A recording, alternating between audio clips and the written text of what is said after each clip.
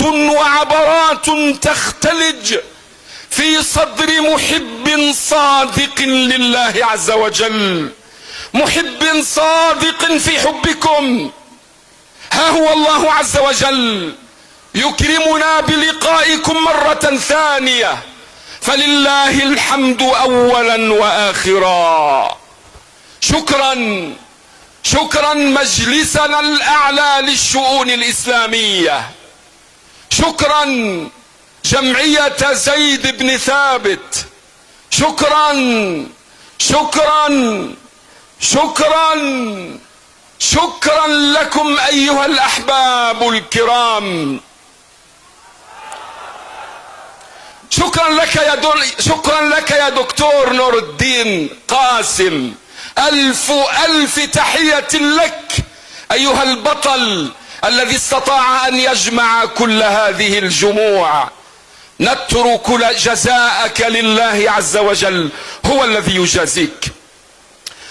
أيها العرب، أيها المسلمون في كل مكان، أيها الناس، هذا هو الوجه الحقيقي لإثيوبيا. هذا هو الوجه الحقيقي لإثيوبيا. إن سألتموني عن إثيوبيا السلام، عن إثيوبيا القرآن، أقول لكم تعالوا إلى هذا الملعب لتشهدوا إثيوبيا الحقيقية. فحي الله إثيوبيا أرض العز والسلام. شعب يعشق السلام، يحب القرآن، لا يقبل الذل ولا الهوان. الله أكبر ما أعظمكم، الله أكبر ما أشد حبكم لدينكم، لعقيدتكم، لنبيكم. يوم رجعت آمنة أم النبي صلى الله عليه وسلم من زيارة أخوال النبي بني النجار، وهي تشق طريقها إلى مكة، وافتها المنية فدفنت في أرض في أعلى سفح جبل، وكانت تحمل معها وليدها النبي محمدا صلى الله عليه وسلم. شهد النبي مدفن أمه. من الذي احتضنه بعد وفاة أمه ودفن أمه؟ إنها أم أيمن، إنها أم أيمن. الله أكبر، الله أكبر، الله أكبر ولله الحمد. يا شعب إثيوبيا، يا أهل الحبشة، إنها بركة النبي أصابتكم يوم أرسل خيرة شبابه إلى أرضكم. نعم، وهم يحملون دينهم على أكفهم. من جعل النبي يختار أرض الحبشة؟ إنه الله عز وجل. من جعل النبي يختار أرض الحبشة؟ إنه الله عز وجل، وما ينطق عن الهوى. نعم أيها السادة الكرام، اختار الله الحبشة لتكون أول دولة لجوء سياسي لخيرة شباب المسلمين، واختار الله هذه الأرض المباركة لتكون ثاني أرض بعد مكة يتلى فيها القرآن الكريم. القرآن الكريم، نعم، أول ما قرئ القرآن الكريم قرئ بمكة، وفي خارج مكة وفي خارج الجزيرة العربية أول بلد يتلى فيه القرآن الكريم هو أرض الحبشة إثيوبيا، بين يدي النجاشي رضي الله عنه. يوم قال النجاشي للمسلمين عيشوا في أرضي بسلام، يوم قال النجاشي للمسلمين الفارين بدينهم عيشوا في أرضي بسلام، أكرمه الله بأن جعل أرضه أرض سلام. وستظل إثيوبيا أرض سلام، وكل محاولة لجر هذه الأرض نحو الحرب والدمار فهي محاولة فاشلة. قال النبي صلى الله عليه وسلم لجيوش المسلمين وللعالم كله، قال النبي: وادعوا الحبشة ما وادعوكم. حديث صحيح. أتعرفون ما معنى قوله وادعوا الحبشة ما ودعوكم؟ أي لا تبدأوا هؤلاء القوم بقتال، ولكن سالموهم ووادعوهم، فهم أهل سلام لكنهم أهل بطش وقوة وشدة لمن يحاول أن يمس شوكتهم بسوء. الله أكبر ولله الحمد.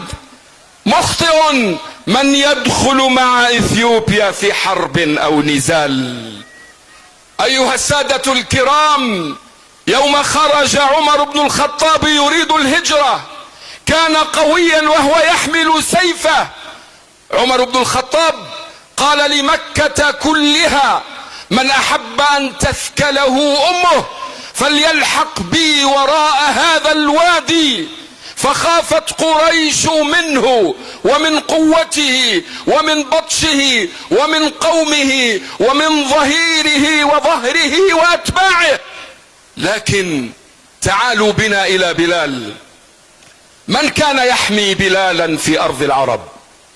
بلال لم يكن يملك قرار نفسه، ما كان يملك نفسه، كان عبدا عند سيده مكبل الأيدي والرجلين، على بطنه حجر، لا ظهر له يسنده ولا أحد يعينه ولا أحد يدافع عنه، وكان سيقتل بكلمة من سيده. لكنهم لما طلبوا منه أن يكفر كان يقول: أحد أحد. فقولوا معي: أحد أحد، أحد أحد. رددوا معي: أحد أحد. بلال كان أقوى من عمر وهو يعلن إسلامه، فرضي الله عن بلال ورضي الله عن عمر. يا أحفاد بلال، تعالوا بنا إلى شق آخر وبه نختم.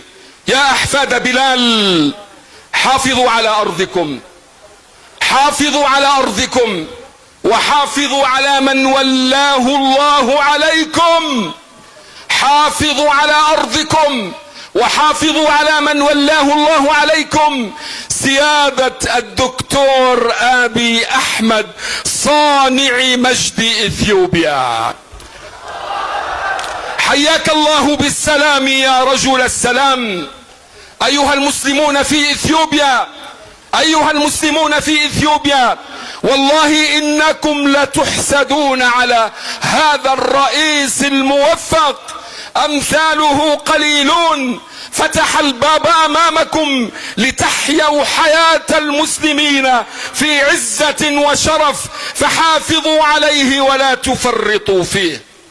هذا الذي أتاح لهذه الجماهير أن تجتمع وتلهج بذكر الله وتعلي ذكر الله، فيه الخير وهو مصدر أمن وأمان لكم.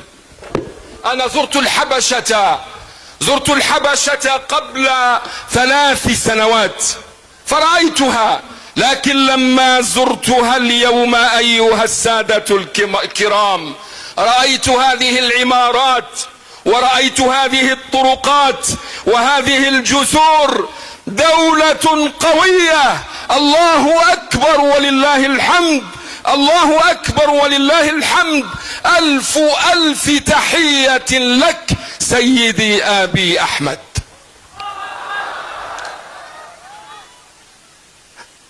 أدعو المسلمين في كل مكان وأدعو العرب في كل مكان لأن يستثمروا في هذا البلد المبارك. أول من استثمر في هذا البلد المبارك استثمر صحابة رسول الله، فهو بلد مبارك. أدعو العرب والمسلمين للاستثمار في هذا البلد المبارك الكريم الطيب. عذرا إخواننا في الحبشة، والله نحن مفرطون في حقكم يا أحفاد بلال، والله إنا مفرطون في حقكم. أفضالكم علينا يا أهل الحبشة تطوق أعناقنا إلى يوم الدين. ومن باب رد الجميل نتمنى أن يدرس تاريخكم ومآثركم في البلاد العربية والمسلمين وبلاد المسلمين.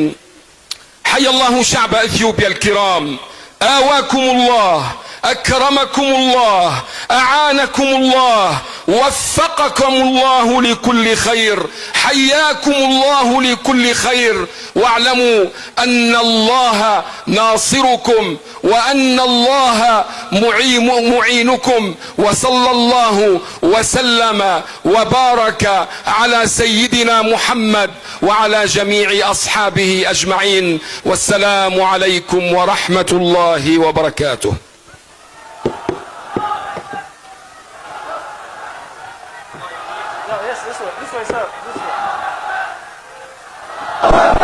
الله أكبر الله أكبر الله أكبر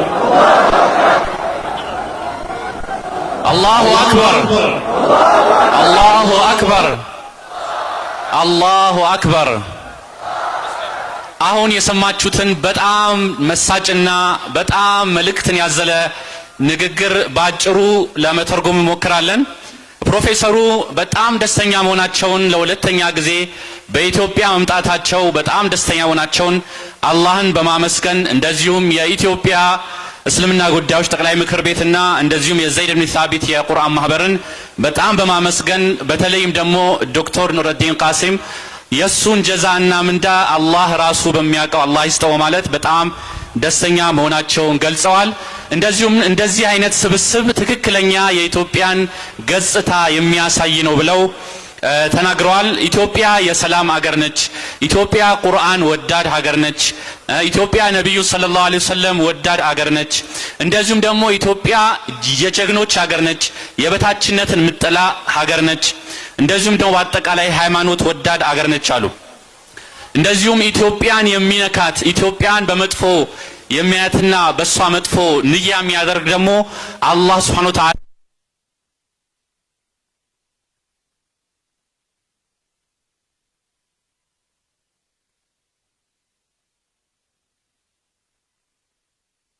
ሰላም ፍጠሩ። በጦርነት የምትመጡ በጥፋት የምትመጡ ከሆነ እናንተን የሚመልሱና ጀግና ህዝብ እንዳላት እንድትረዱ ነው ብለው የሐዲሱን ተፍሲር ተናግረዋል። ኢትዮጵያን በሰላም እንጂ በጦርነት የሚያሸንፋት እንደሌለ አስምረው ተናግረዋል። እንደዚሁም ደግሞ የሰይድና ዑመር ኢብኑ ኸጣብና የሰይድና ቢላል ኢብኑ ረባህ ረዲየላሁ ዐንሁ በአጭሩ ሂጅራ ጊዜ ያለውን ኩነት ተናግረዋል። ዑመር ኢብኑ ኸጣብ መን አራደ አን ተዝከለሁ ኡሙሁ ብሎ ፈልየትባኒ ብሏል። ማን ነው የሚከለክለኝ ሂጅራ ወደ መዲና በመሄድ ብሎ በጉልበቱ በኃያልነቱ የሚታወቀው ዑመር ኢብኑ ኸጣብ ማንም አልነካውም።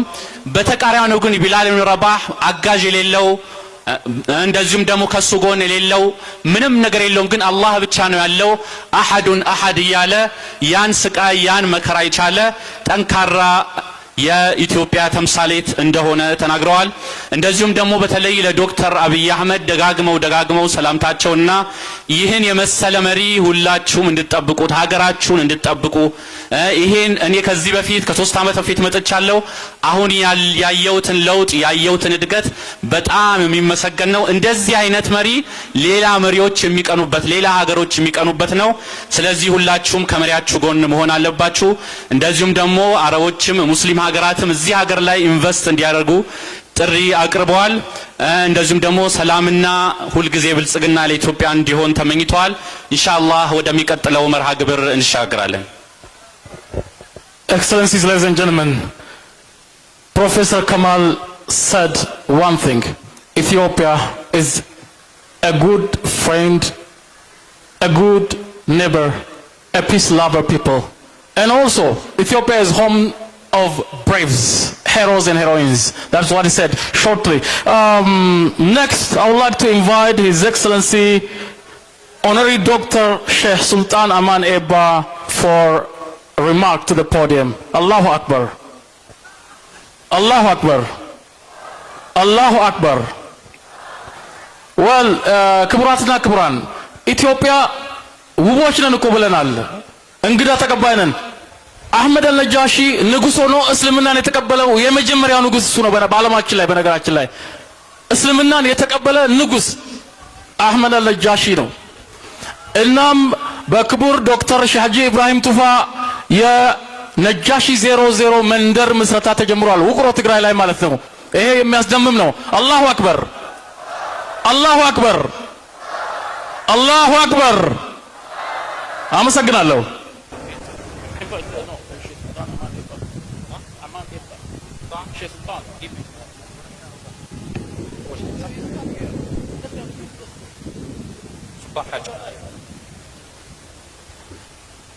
إننا في هذا العرس القرآني لفي سعادة غامرة، كيف لا وقد شرف حفلنا ثلة من أعلام أمتنا الذين شرفونا بحضورهم في هذا المحفل البهيج. علماؤنا سراج دعوتنا وضياء مسيرتنا، فهم المصابيح التي نسري بها. والآن لنستمع إلى كلام كالدر المنثور وتوجيهات النيرات مع الشيخ الدكتور سلطان، فليتفضل.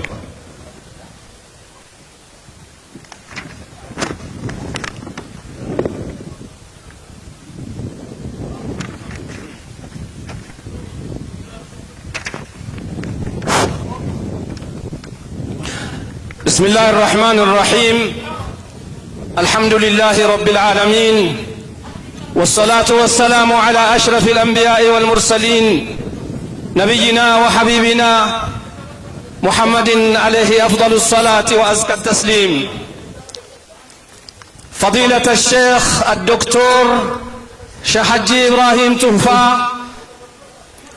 رئيس مجلس الأعلى للشؤون الإسلامية في إثيوبيا، فضيلة الشيخ عبد الكريم شيخ بدر الدين نائب رئيس مجلس الأعلى للشؤون الإسلامية في إثيوبيا، فضيلة الشيخ عبد العزيز النائب الثاني، فضيلة الدكتور جيلاني خضر مفتي ديار إثيوبيا، فضيلة الشيخ غالي مختار رئيس مجلس الأعلى في أوروميا، فضيلة أصحاب الفضلاء، فضيلة الأخ نور الدين قاسم رئيس جمعية تحفيظ القرآن الكريم، أصحاب الفضلاء، أصحاب لجنة التحكيم، سعادة المشاركين في هذه المسابقة المباركة، أصحاب السعادة السفراء،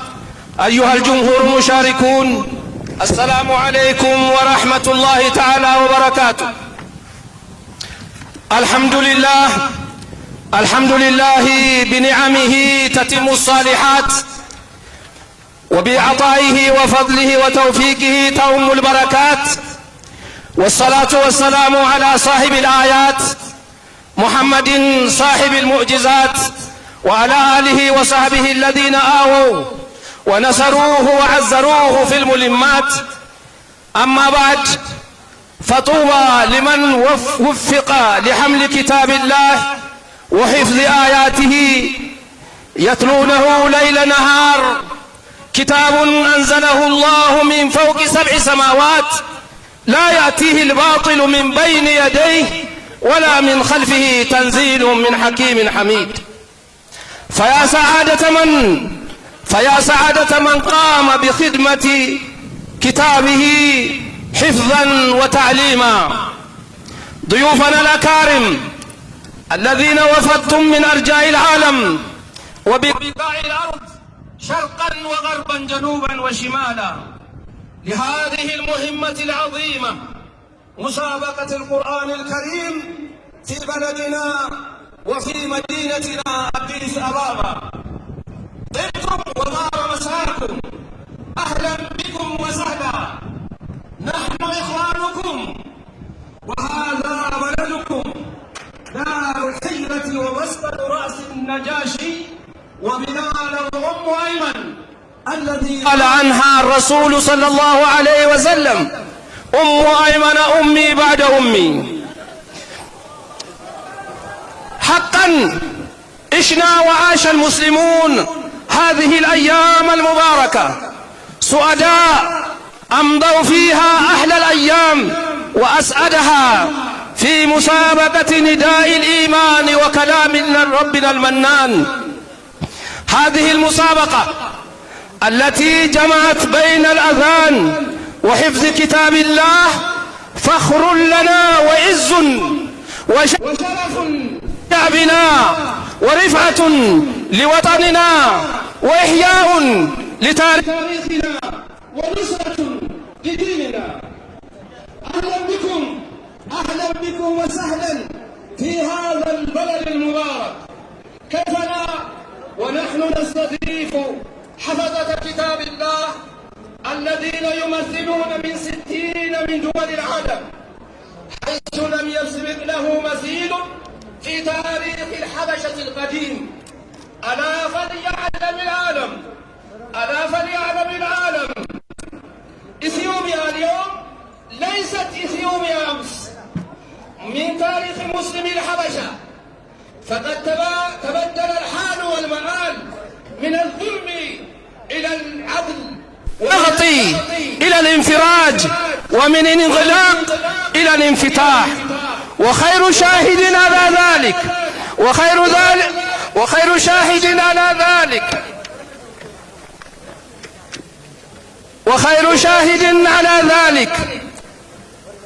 ما نحن عليه اليوم. وخير شاهد على ذلك ما نحن عليه اليوم.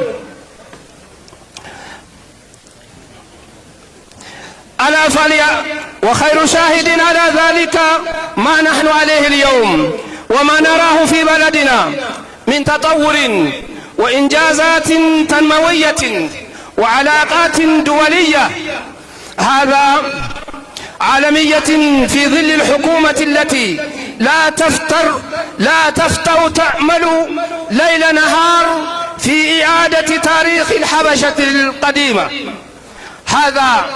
وقد رأينا تنافسا شريفا بين المتسابقين أي أبدوا فيه مهاراتهم وقدراتهم في حفظ كتاب الله وتحسين أصواتهم في نداء صوت الحق.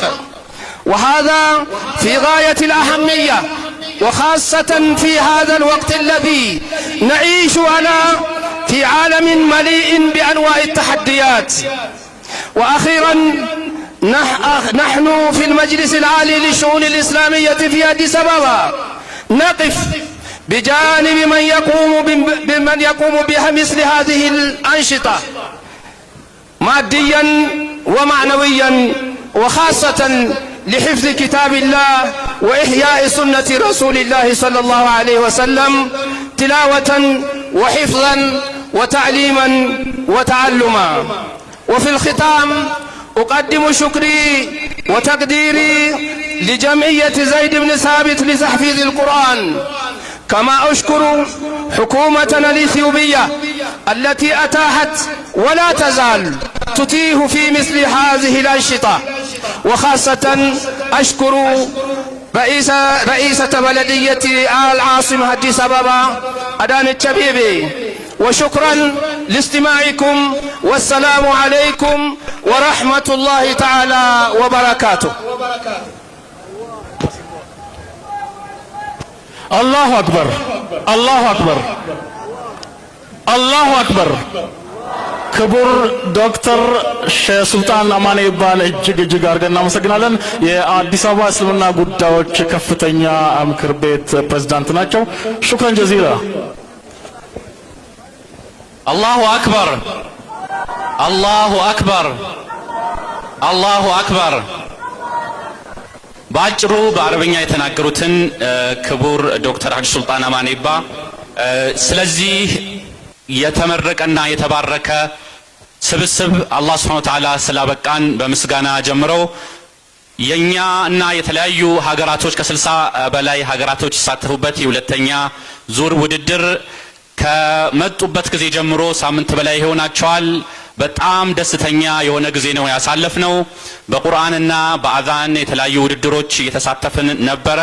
እንደዚሁም ይሄ በኢትዮጵያ ታሪክ ታይቶ የማይታወቅ ትልቅ ድልና ትልቅ የኢትዮጵያን ትክክለኛ ገጽታ የሚያሳይ መሆኑን ተናግረዋል። የዛሬቱ ኢትዮጵያ የቀድሞ ኢትዮጵያ አይደለችም ብሏል። ከተለያዩ በደሎች ከተለያዩ መከራዎች ሙስሊሞች ላይ ከሚደርሱ መከራዎች ወጥተን የምንፈልግበትን ቦታ የምንፈልግበትን ፕሮግራም ማድረግ እስከምንችልና እንደዚሁም ሃይማኖታችንን በነጻ እና በነጻነት መተግበር የምንችልበት ጊዜ ደርሰናል። ይህንም አላህ እናመሰግናለን። እንደዚሁም ክብርት ከንቲባ አዳነች አቤቤ ለዚህ ፕሮግራም ስኬት ላበረከቱት አስተዋጽኦ እናመሰግናለን ብለዋል። እንደዚሁም የአዲስ አበባ እስልምና ጉዳዮች ጠቅላይ ምክር ቤት እንደዚህ አይነት መሰል ፕሮግራሞችን እንደሚደግፍ ገልጸዋል። አላሁ አክበር አላሁ አክበር አላሁ አክበር።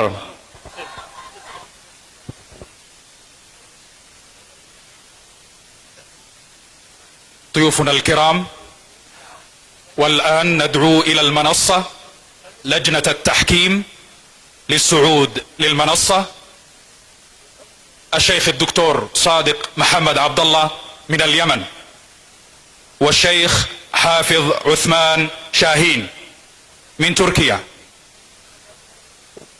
والشيخ الدكتور محمد علي عطفاي من المغرب، والشيخ الدكتور سهيل محمد إقبال من المدينة المنورة، والشيخ الدكتور كمال قدة من الجزائر، والشيخ الدكتور نور الدين قاسم من إثيوبيا، والشيخ الدكتور حسن مرعب من لبنان، والشيخ معاذ القاسمي من دولة قطر، وكذلك التحكيم الإلكتروني الشيخ محمد عبد الحميد، فليتفضلوا.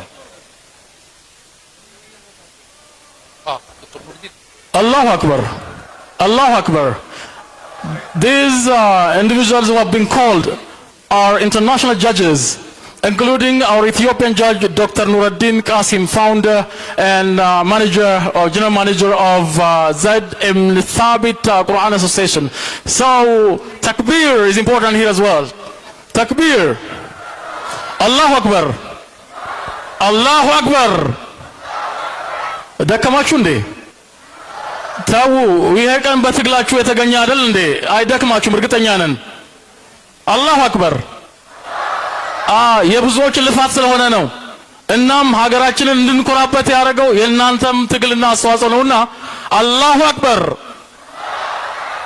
ኢትዮጵያ የመጀመሪያው ሙአዝን ሀገር፣ የቢላል አልሐበሺ ሀገር፣ የአህመድ ነጃሺ ሀገር፣ የሁለት ሂጅራዎች ሀገር ኢትዮጵያ። አላሁ አክበር። አላሁ አክበር። ጀራር ደባ ሜሪ ፈቲና እኒ ፈቲና አላሁ አክበር። እንደገሙ ገረሲ ኡልፋዳ ገለቶማ ሹክራን الدول لساني سبيسا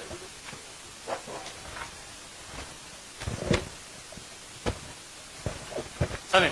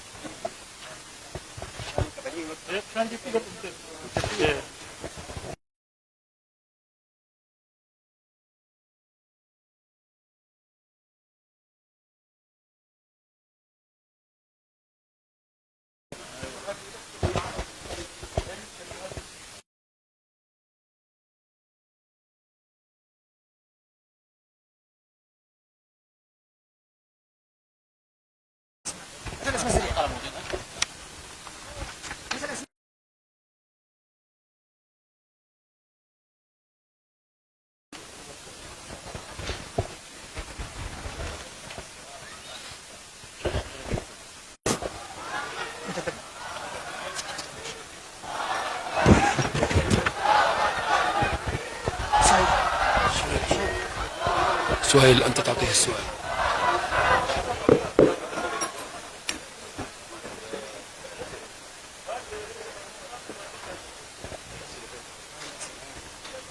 هو يختار ولا كيف؟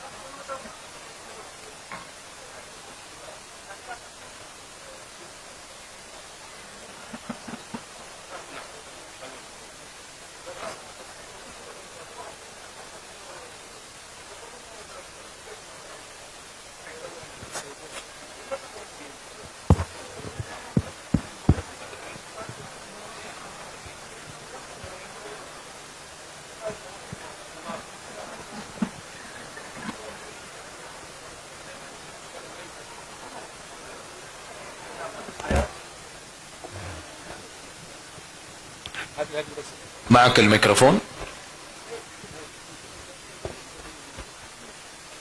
ها؟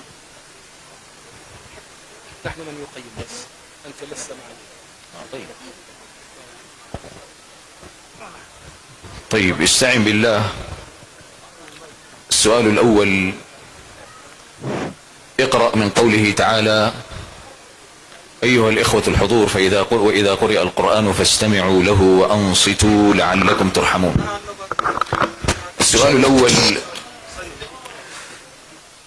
اقرأ قوله تعالى: فقطع دابر القوم الذين ظلموا والحمد لله رب العالمين.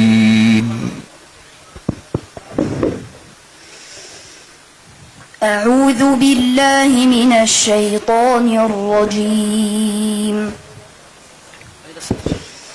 بسم الله الرحمن الرحيم.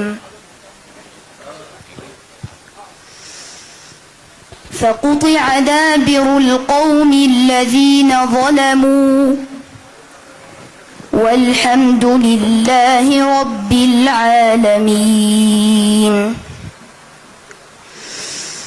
قل أرأيتم إن أخذ الله سمعكم وأبصاركم وختم على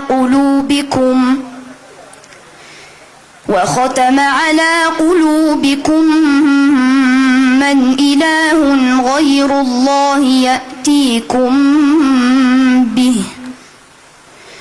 انظر كيف نصرف الآيات ثم هم يصدفون. قل أرأيتكم إن أتاكم عذاب الله بغتة أو جهرة هل يهلك إلا القوم الظالمون. وما نرسل المرسلين إلا مبشرين ومنذرين فمن آمن وأصلح فلا خوف عليهم ولا هم يحزنون. والذين كذبوا بآياتنا يمسهم العذاب بما كانوا يفسقون. قل لا أقول لكم عندي خزائن الله ولا أعلم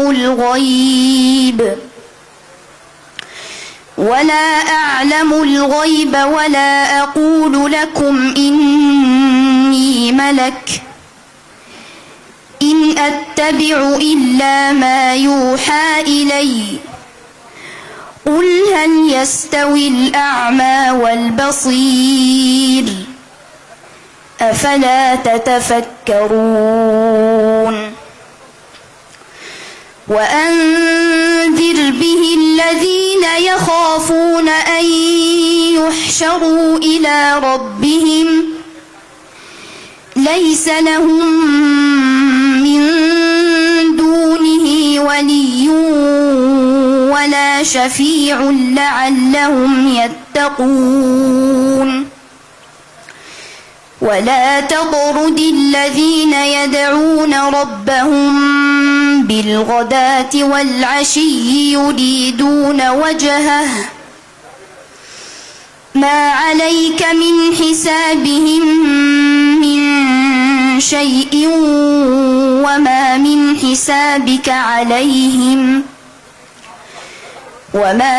حسابك عليهم من شيء فتطردهم فتكون من الظالمين. حسبك. السؤال الثاني، اقرأ من قوله تعالى: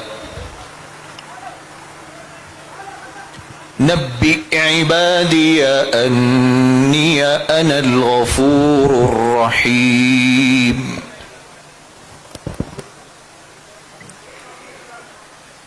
بسم الله الرحمن الرحيم.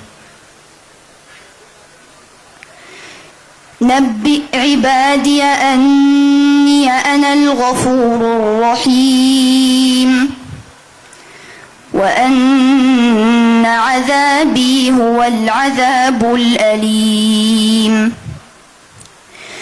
ونبئهم عن ضيف إبراهيم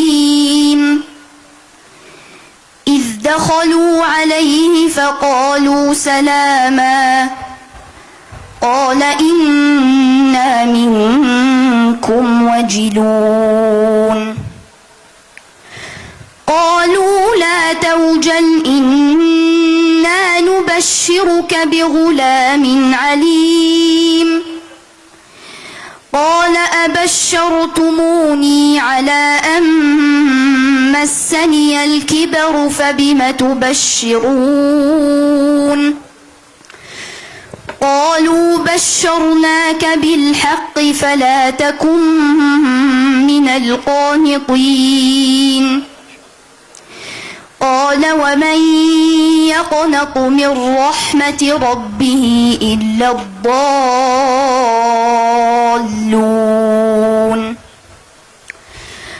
قال فما خطبكم أيها المرسلون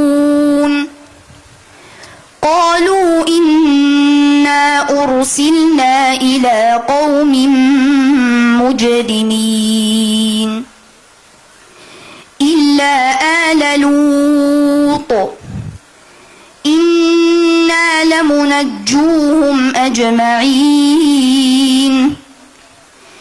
إلا امرأته قدرنا إنها لمن الغابرين فلما جاء آل لوط المرسلون قال إنكم قوم منكرون قالوا بل جئناك بما كانوا فيه يمترون وأتيناك بالحق وإنا لصادقون فاسر بأهلك بقطع من الليل واتبع أدبارهم ولا يلتفت منكم أحد وامضوا حيث تؤمرون وقضينا إليه ذلك الأمر أن دابر هؤلاء مقطوع مصبحين. حسبك. السؤال الأخير، اقرأ من قوله تعالى: لقد كان لسبإ في مساكنهم آية. بسم الله الرحمن الرحيم. لقد كان لسبإ في مساكنهم آية جنتان عن يمين وشمال كلوا من رزق ربكم واشكروا له بلدة طيبة ورب غفور.